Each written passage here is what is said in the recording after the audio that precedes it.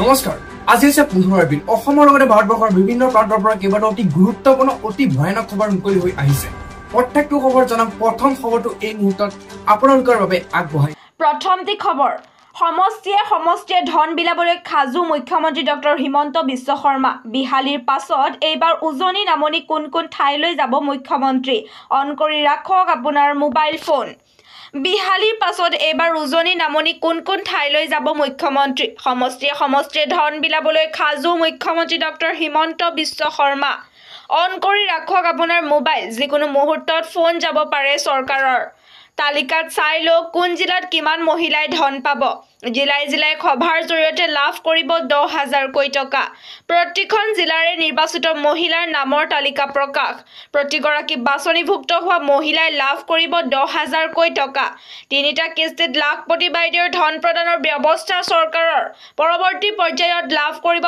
25,000 আৰু 50,000 কোটি টকা গছপুলি ৰোৱা প্ৰতিগৰাকী মহিলাই পাব ধন সমষ্টিয়ে ধন বিলাবলৈ খাজু মুখ্যমন্ত্ৰী ডক্টৰ হিমন্ত বিশ্ব শৰ্মা ইয়াৰ পাছৰ এটা বিগ ব্ৰেকিং নিউজ 15 এপ্ৰিল হাতত মাত্ৰ 24 ঘণ্টা চৰকাৰী ঘৰ লাভৰ বাবে এটিআই পৰ্টেলত কৰক জিঅ' টেগিং হাতত মাত্ৰ 24 ঘণ্টা পৰ্টেলত গৈ পুৰ কৰিব লাগিব সম্পূৰ্ণ নথি পত্ৰ এখন ৰঙীন ফটো বৰ্তমান আপুনি থকা কেঁচা ঘৰৰ এখন ফটো এই কেইবিধ নথি হ'লে আপুনি কৰিব পাৰিব জিঅ' টেগিং আধাৰ কাৰ্ড আৰু ৰেচন কাৰ্ডৰ লগতে এটা বৈধ সক্ৰিয় ফোন নম্বৰ পৰ্টেল অন কৰাৰ পূৰ্বে খাজু কৰক মাত্ৰ 4 বিধ নথি ঘৰতে বহি কৰিব পাৰিব জিঅ' টেগিং 15 এপ্ৰিলৰ পূৰ্বে চৰকাৰী ঘৰৰ বাবে কৰি লওক জিঅ' টেগিং চৰকাৰী ঘৰ নোপোৱা লাখ লোকৰ বাবে আহি গ'ল বৃহৎ ডাঙৰ খবৰ চৰকাৰী ঘৰ নোপোৱা লাখ লোকৰ বাবে আহি গ'ল বৃহৎ ডাঙৰ খবৰ ইয়াৰ পাছৰ এটা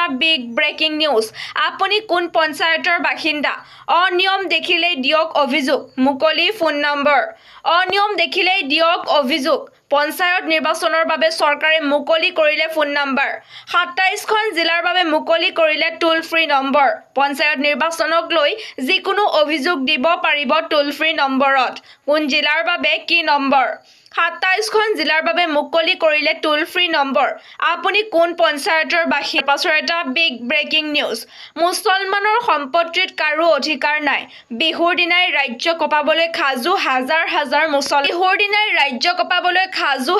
হাজাৰ মুছলমান ৱাকফ আইন বাতিলৰ দাবীত ৰাজপথলৈ ওলাই আহিব হাজাৰ মুছলমান এনে কৰিলে কোনো মুছলমান মনে বহি নাথাকে ৱাকফ আইন বাতিল নকৰালৈকে প্ৰতিবাদত কঁপিব সমগ্ৰ অসম হুংকাৰ লাখ মুছলমান প্ৰতিবাদকাৰীৰ আজি গুৱাহাটীত তীব্ৰ প্ৰতিবাদ সাব্যস্ত কৰিব আমছুৱে মুছলমানৰ অধিকাৰ কাঢ়ি নিয়াৰ চেষ্টা কৰিছে বিজেপি চৰকাৰে ৱাকফ আইন বাতিল কৰিবই লাগিব ইয়াৰ পাছৰ এটা বিগ ব্ৰেকিং নিউজ তামোল পাণ শাক পাচলি গাখীৰ ব্যৱসায়ীৰ বাবে আহি গ'ল ভাল খবৰ বজাৰত দিব নালাগে এটকাও মাচুল পঞ্চায়ত নিৰ্বাচনৰ প্ৰাক্ষণত ডাঙৰ ঘোষণা তামোল পাণ শাক পাচলি গাখীৰৰ ব্যৱসায়ীৰ বাবে বৃহৎ ডাঙৰ খবৰ আহি গ'ল বজাৰত দিব নালাগে এটকাও মাচুল পঞ্চায়ত নিৰ্বাচন প্ৰাক্ষণত ডাঙৰ ঘোষণা ৰাজ্যৰ কোনো বজাৰতে পাণ তামোল পাচলি ব্যৱসায়ীৰ পৰা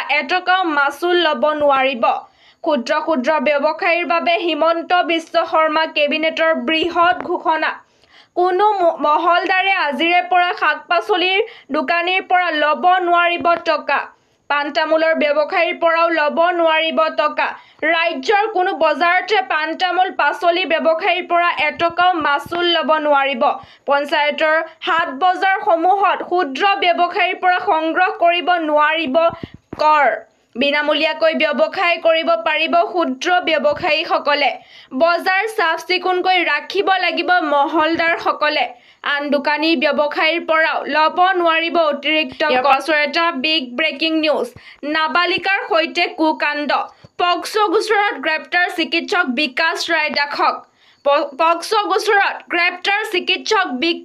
ৰায় দাসক নিজ বন্ধুৰ কিশোৰী কন্যাৰ সৈতে ভয়ংকৰ কাণ্ড কৰাৰ অভিযোগ এজাহাৰৰ ভিত্তিত আৰক্ষীয়ে 325/25ত ৰুজু কৰে গোচৰ 354/355A আৰু পক্সোৰ 8 ধাৰা সন্নিৱিষ্ট কৰে দিছপুৰ আৰক্ষীয়ে লম্পট চিকিৎসক বিকাশ ৰায় দাসৰ বিৰুদ্ধে এজাহাৰ দাখিল কৰিছিলে দিছপুৰ থানাত।